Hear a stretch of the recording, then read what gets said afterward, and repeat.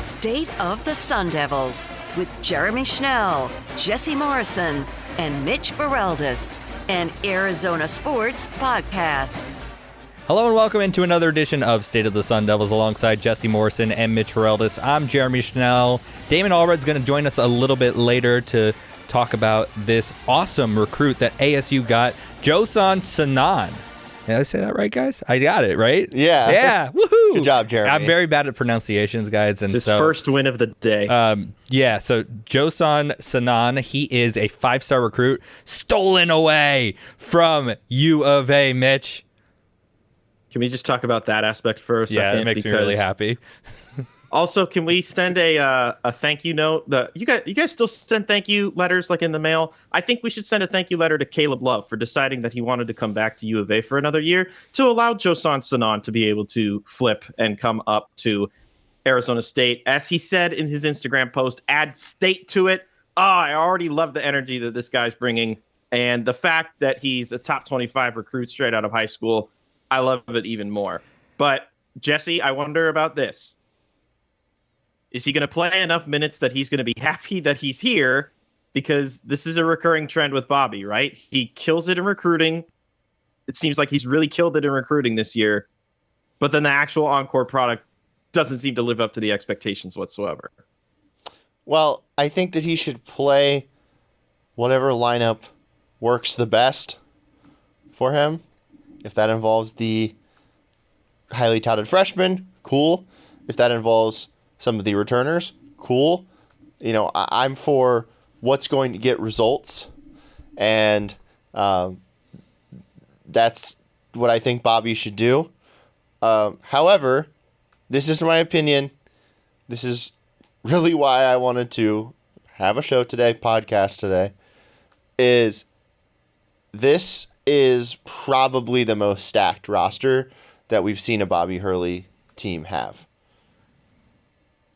This team needs to be at least a 7 seed in the NCAA tournament and needs to advance to the Sweet 16, or else this is a colossal failure. Jesse, you saw the Instagram post that Mitch was referring to earlier, how Sparky is kind of stabbing his pitchfork into the Ariz part of Arizona. Did you notice that on his Instagram post? Honestly, didn't see the Instagram post. Okay, go look at the Instagram post because it's so Jesse. awesome. But Damon, you wrote down a couple things about him. I want to get your thoughts. Just tell me what Joson Sanon brings to the table. Number one, as a high schooler, and what possibly how that can translate into the college level. So he's coming from a Vermont Academy program that's like one of the national prep programs, but it's not like one of the powerhouses like a Montverde is maybe, or an AZ Compass is. So he's coming from a situation where he was competing in high-level games against high-level competition where he was asked to do a lot. He was the primary perimeter option in just about every playing context that he's been in. And he's a 3-level shot maker, shot creator, will get buckets for you. He shot the ball really well in the spring Adidas session this spring when he was playing a little overage, but still dominating like he should at his age, where he's hitting 45% of his threes and almost 60% of his rim shots, and he's just looking really good. So he's surely going to offer some play finishing out of the perimeter for ASU this year. And I think I did see this Instagram post. You just didn't notice the errors being... I've had a long couple of days. The devil's in the details, Jesse. But it's hilarious, number one. And number two, I know I've been on this show to say you can't transfer to your rival, but if you've never been there in the first place, wide open, this is fine. I have no issues with this. Jesse, also respect the point. I pointed at Mitch. He was supposed to go next, so you got to respect the point. Okay, Yeah. well... I'll give this one a pass only because Jesse checked Instagram for once. This is the positive growth that we're seeing. I am the one who doesn't check my messages, actually. Correct. That is me. This is very true. I will, own that. But yes, Mitch, Correct. go ahead and say your thoughts. To Jesse's point, takes you 4 hours to reply to an important message that we needed. It was only 1.5 yesterday. Okay, guys, come on. I was working. Look, I am a big fan of a guy that gets buckets. As we know, the Bobby Hurley style of offense, we've talked about it in depth all this past season. It doesn't work when guys don't make buckets. And if Sanon can be a guy that consistently provides, let's say he gets to 38% from the floor and maybe he's pushing like 28%, 30% from three, then I'll feel much more comfortable about the state of the offense if he's at least providing good shot attempts and getting those percentages up. This should be one guy that should be able to swing the production of an offense if he's as highly talented as he is and if he's as talented as he is. To Jesse's point, like this is as stacked a roster as we've seen from a Bobby Hurley basketball team in like his entire tenure coaching this team. And we know that a big part of it too has to do with this soon to come behind the scenes documentary thingy that they're outsourcing, getting a lot of money to. So it's good to see that the NIL is being put to good use too. I'm a big fan of that as well. Let's call it what it is, Jesse. It's a isolation, mostly basketball team where Bobby Hurley wants his players to get to some spots and go downhill and get buckets. If you can have players like Brandon Miller, Quintans, and Adam Miller. I said Miller. You said Brandon Miller. Sorry. Brandon Miller is the basketball player for the Charlotte Hornets. Adam Miller.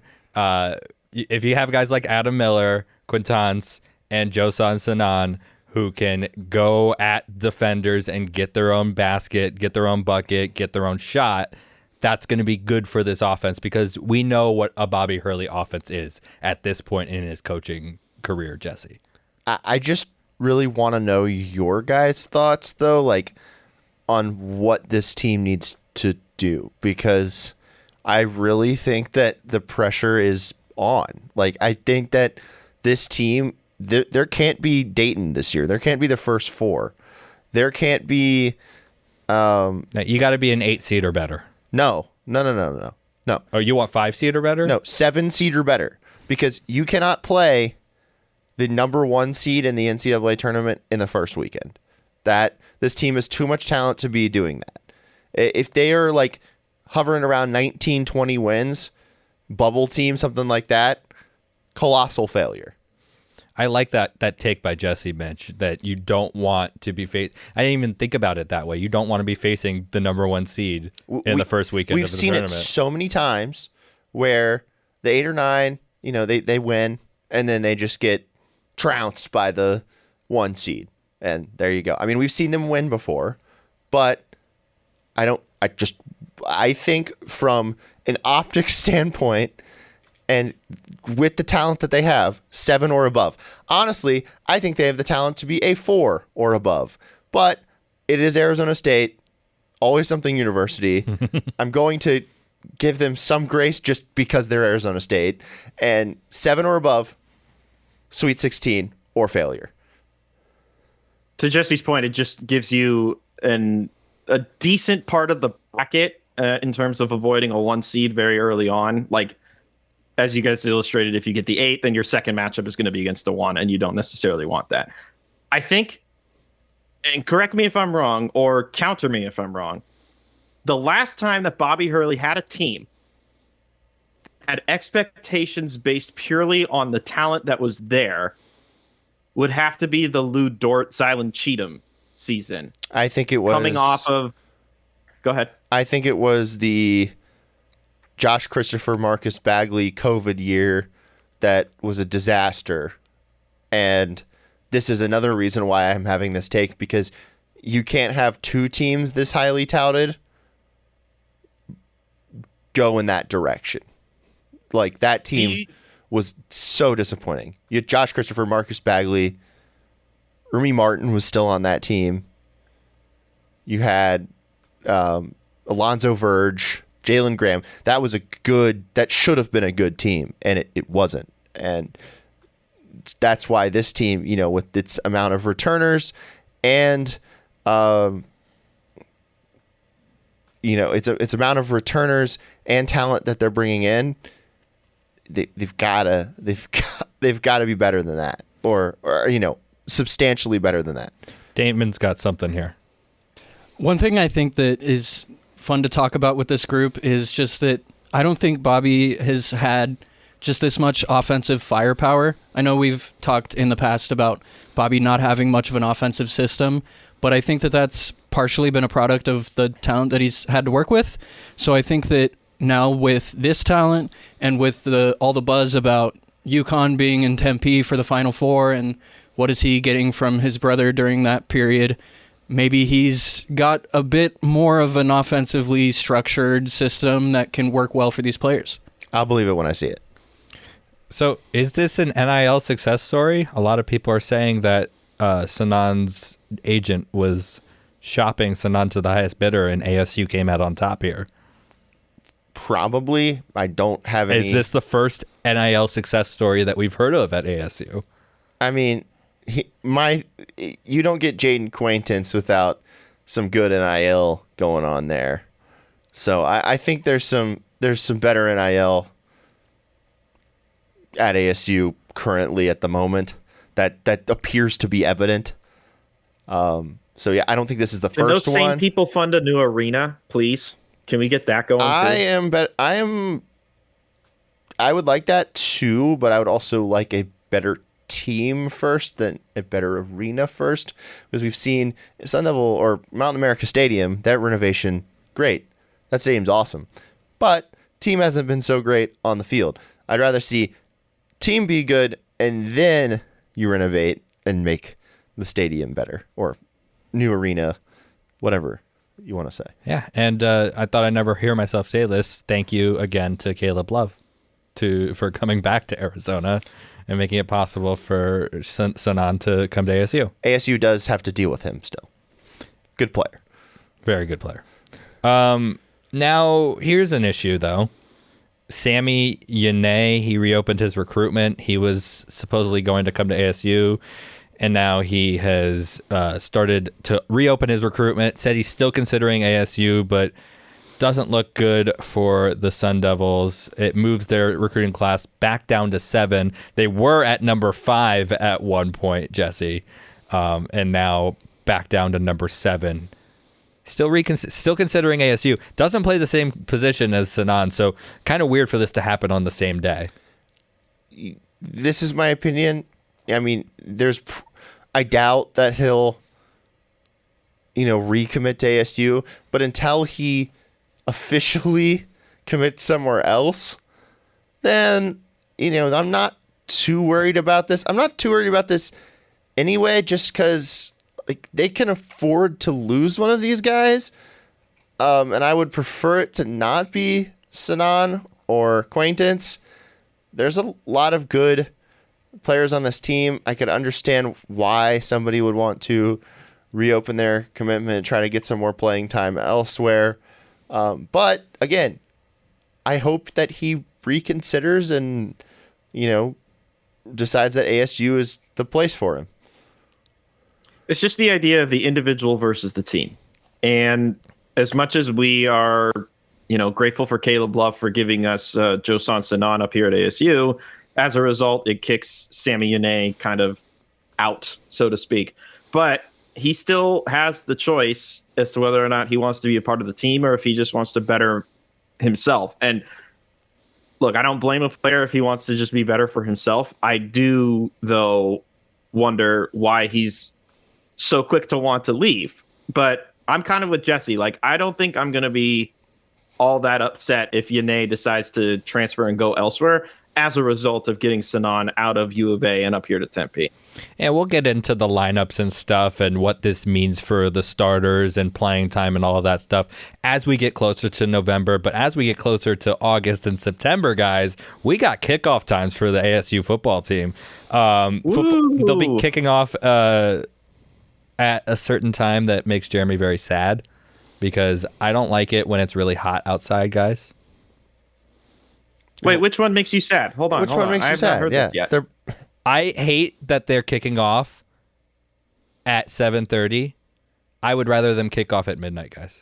Well, Okay. Oh, This is an unserious take. He's joking around. You were just pulling our legs there. What the heck's your problem, Jer? Yanking our chain. So it's a Saturday game against Wyoming, of course. We had that already. We already knew that. 7:30 on FS1. Mississippi State, 7:30 on ESPN. That's also a Saturday. Then they go to Texas State. Nice little 4:30 game. You know, watch the game. You get time to go to dinner afterward, guys, even though we're going to... What, you don't get dinner at 8 p.m.? No, I'm not from Miami. Oh, okay. Then, of course, Texas Tech. We don't know the times for that yet. There was only a few times on the schedule here. We got the Utah time. That's a 4:30 start. And then, those are all the times we have so far. Obviously, as the season goes on, we'll get more times. I think it's 2 weeks before each game, Mitch. Sometimes it's 3 weeks. But we'll keep everyone updated on that. Looking good, though. The buys schedule are almost perfectly distributed, too. That's actually... 4 games, then bye, then 3, then bye. The Utah start is actually at 7:30 local time. I think that was the Eastern or the... I don't know why it said 4:30. It's a 7:30 local time start. Wow. On October Mountain 11th. time. Love mountain time, Mitch. Very, very... I'm highly anti college football on Fridays. Fridays is for high school. What are Thursdays for? College. NFL. No. NFL on Thursdays is terrible. It's a horrible product. And then it's not fun to watch. Look, Tuesdays for the MAC. Yep. Exactly. Everybody's schedule is trying to interrupt everybody nowadays. Like the NFL is not on what's the one day the Tuesday is the only day that there will not be an NFL game played this year. Like that's they have stupid. a Wednesday. Why? Have a Wednesday for Christmas. I just wonder why the NFL cares so much about preserving Maction. I don't know, man. That's not why they're doing it. Okay. I know you're doing your bit, but like, come on, it's not about the Maction, bro. I mean, I think that Roger Goodell just really wants to see Toledo, Western Michigan. All right, we got to wrap this They up. are not just about that Maction, boss. They are not just about that Maction. That's going to do it for this edition of State of the Sun Devils. Thank you so much for listening. You can follow us on all forms of social media at AZ Sports Devils, including Threads, Jesse. We have Threads? Yes, we do. Also, you can find us wherever you get your podcasts, including the Arizona Sports YouTube channel. We're on YouTube today. Wave hi to the camera, Mitch. Thank you so much. Yeah. Oh, great. Yeah. Loviste there. Anyway, that's going to do it. Thank you so much for listening. For Jesse Morrison, Mitch Vareldis, and Damon Allred, I'm Jeremy Schnell. We will talk to you next time.